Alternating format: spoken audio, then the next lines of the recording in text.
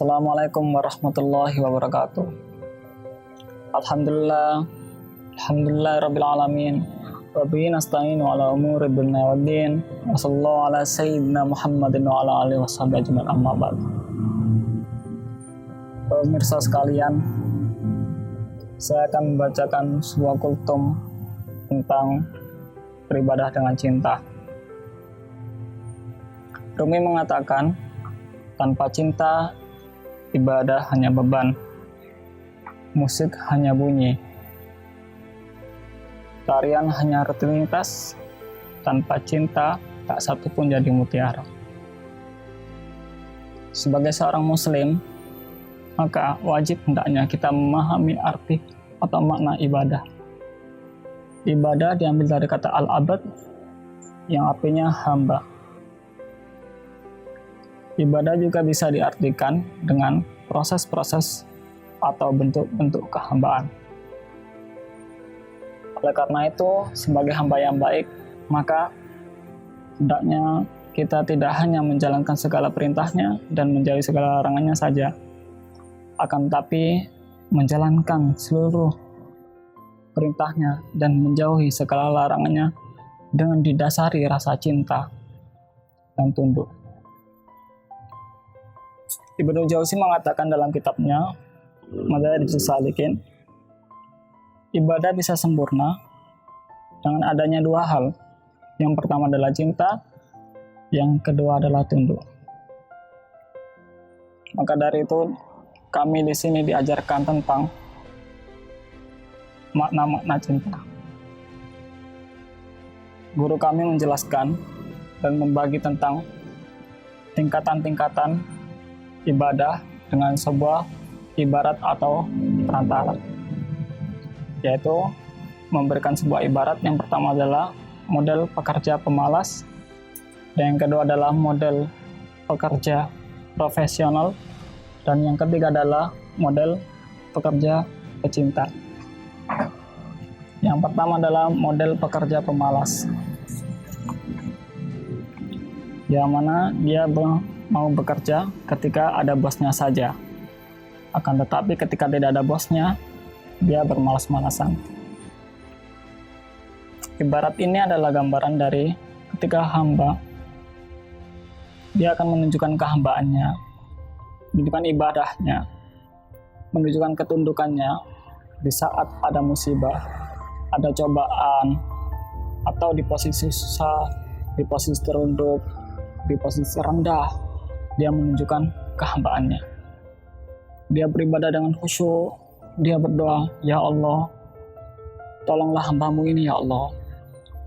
Ya Allah, berikan kemudahan pada hambamu ya ini Allah. Ya Allah, berikan kelapangan pada hambamu ya ini Allah. Akan tetapi hamba ini ketika di posisi lapang, atau di posisi senang, atau di posisi gembira, dia lalai. Ibadah biasanya hanya dijadikan rutinitas, doa-doa yang dia panjatkan cuma buat syarat.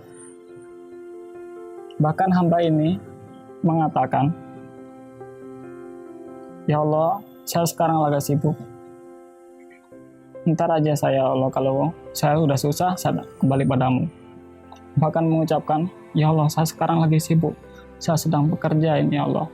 Ntar kalau saya di posisi sudah rendah, atau di posisi susah, atau di posisi terunduk, baru tak minta pertolongan kepadamu. Itulah hamba pemalas, yang mana mau atau menunjukkan kehambaannya ketika di posisi susah saja. Yang kedua adalah model pekerja profesional. Pekerja ini mau bekerja, baik itu ada bosnya atau tidak, asalkan sesuai kontrak kerja. Gambaran ini adalah suatu ibarat dari ketika hamba mau beribadah, mau menunjukkan kehambaannya, ketika orientasinya adalah pahala, rezeki, atau surga, atau orientasinya agar jauh dari api neraka. Jadi di posisi ini adalah posisi yang sudah umum di masyarakat.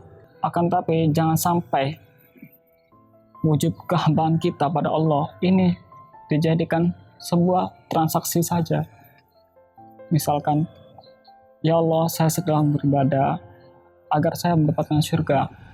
Ya Allah, saya melakukan kebaikan agar mendapatkan rezeki. Ya Allah, saya melakukan ini agar imbalan. Hingga di suatu saat mungkin dia di dalam posisi, ya Allah, saya udah berusaha untuk beribadah, saya udah berusaha melakukan kebaikan, semua yang kau perintah telah aku kerjakan, aku udah sholat, aku udah zakat, tapi kok mana imbalanmu ya Allah, kok nggak muncul pemberianmu ya Allah. Hingga mengatakan, ya Allah, saya udah beribadah, saya udah melakukan kebaikan, kok saya tetap posisi susah ya Allah. Mana imbalannya ya Allah? Katanya sesuai kontrak. Katanya ketika saya udah melakukan kebaikan, saya akan mendapat imbalan yang baik. Nah, yang dilihat adalah wujud dari pemberiannya, bukan sang pemberi.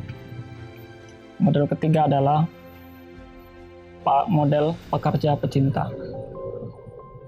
Pekerja ini bekerja dengan gembira, dengan senang, dengan semangat, tanpa melihat kontraknya.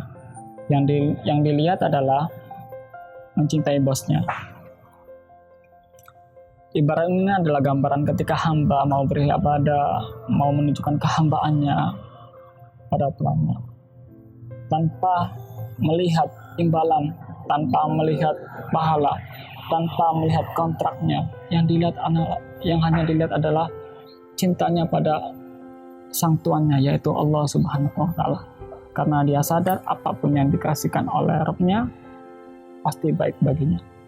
Tidak peduli dia dikasih atau tidak, tidak peduli dia ditaruh di posisi mana, hamba ini tetap mencintainya, artinya mencintai Allah Subhanahu wa Ta'ala. Mungkin kita pernah bertanya pada diri kita sendiri, ketika kita mencintai Allah, apakah Allah juga mencintai kita? Ini adalah pertanyaan yang kurang pantas bagi seorang muslim. Saya akan menjelaskan tentang kasih sayang Allah pada hamba. Salah satu dalam hadis menceritakan Allah mempunyai kasih sayang 100, satu diantaranya dibagikan ke seluruh dunia, seluruh makhluk. Cinta ibu dengan anaknya, anak dengan ibunya, kasih sayang hewan dengan induknya, atau induk dengan anaknya, seluruh dari zaman Nabi Adam hingga zaman yang akan datang, itu hanya 1. 99 sisanya disimpan Allah sendiri untuk mencintai hambanya. Itulah kasih sayang Allah Subhanahu wa Ta'ala. Bahkan Allah juga diceritakan dalam sebuah hadis, yang mana Allah setiap malam, sepertiga malam, turun kepada hamba, menjenguk hambanya, melihat hambanya, dan mengatakan, hal min dihaja, hal min ta'ib, hal min mustaghfir. Wahai hambaku, ada yang meminta hajat. Wahai hambaku, ada yang bertaubat. Wahai hambaku, ada yang mau istighfar, minta ampun setiap malam. Dan kita, begitulah kasih sayang Allah Subhanahu wa Ta'ala, selalu peduli pada kita.